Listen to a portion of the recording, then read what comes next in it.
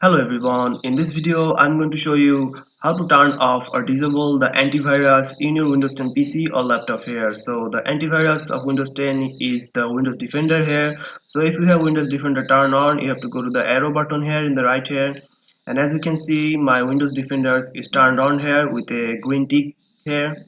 So if you want to turn off the Windows Defender for temporary, for if you want to install some application and it's not giving you the permission, so you need to turn off or disable the antivirus here. So first of all, you need to go to the start menu here in the left corner here, click on the start menu.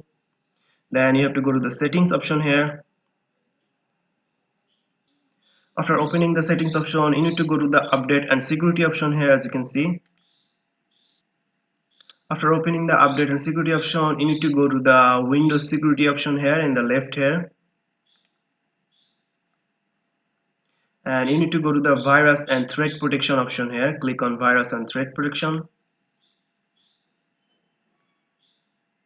After opening the virus and threat protection, you need to go to the virus and threat protection settings here. So you need to click manage settings here, and you will see the option called real-time protection, which is also the antivirus or the software that stops you from installing or running on a device which should be a malware software, but it doesn't.